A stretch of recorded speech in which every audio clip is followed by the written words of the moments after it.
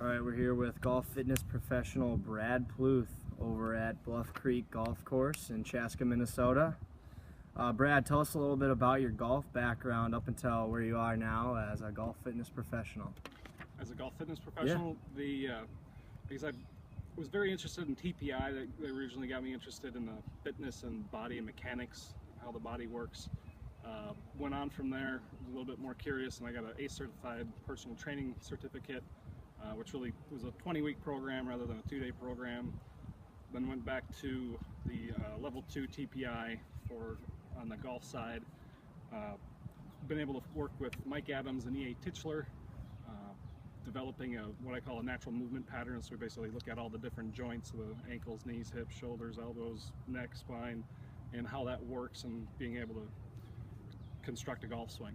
So there's different options or different ways to swing. I've always been curious. I was coached by a PGA pro, and some things worked and some things didn't. So I was always curious to find out why I could do some things, or the concept made sense, but physically I just couldn't do it. And I always wanted to know why my wrist wanted to hinge this way or vertically rather than horizontally. So there's just different things that kind of made me curious, and that's why I continue to pursue looking at how the body works. Yeah. So what kind of motivates you, or is the driving force behind your efforts to grow the game, especially for kids getting introduced to the sport?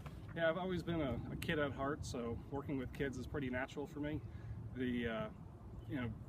That first solid strike is what hooks me for sure. Seeing the joy and the expression of a kid finishing their first hole or finishing their first round, I just get a big thrill out of that. And then you recently, in 2013, came out with a new golf system, a new golf achievement progressive golf system called GAME.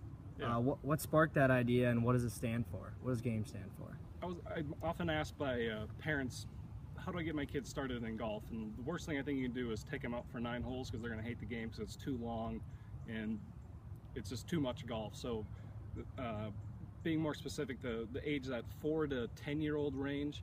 So what we do, actually one of my former interns, Matt Reagan with Operation 36, we kind of co-developed this idea with getting kids to shoot 36 and achieving a score before they move back. So we start them actually at 25 yards with those younger kids and move them back to 50, then 100, then 150 yards, with the goal of shooting 12 for 3 holes from 50 and 100 yards, and then moving back to 5 holes and then 9 holes.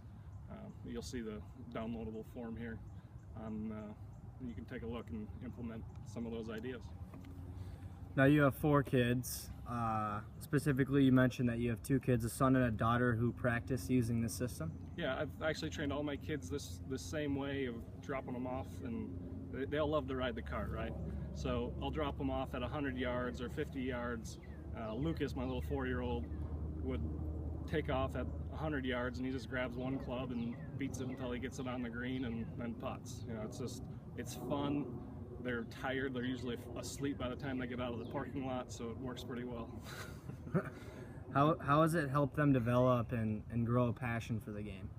It's achievable. When they look at our opening hole here, both of them are par 5s here at Bluff Creek, and some of them are a bit intimidating because they're 500 yards long, and the kids at that age can hit it maybe 50 to 70 yards. So giving them an achievable goal at 100 yards is so much better, because then they can hit a drive and a putt, or a drive and a chip, just like dad or mom, and they can get a chance to achieve some success. No, you touched on it a little bit earlier, but why do you think that a system like that works over them just playing 9 or 18 holes? Again, it's progressive, so there's scoring. So we'll use tape on their bags, so there's some achievement levels. Golf achievement is based on this concept of once they can hit a scoring zone in different skill sets, or in this case, on course, they get basically like the karate system. They go from white to yellow to green to purple to brown to black. It's the same kind of idea. It also helps our coaches know what level the kids are at, and a little bit of how to train those kids to achieve their next scoring goal. Now you've taught your kids this system. How have you tried to promote this system outside of this facility and outside of your kids? Through my blog.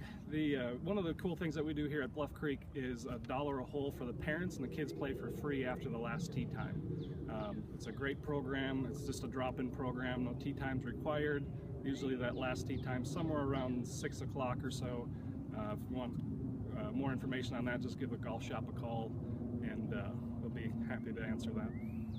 But I've also done a little bit of national media with Bruce Silvers and some other Mr. Sheridan and some other different media outlets. Absolutely. Ricky Potts and some of those guys. But cool.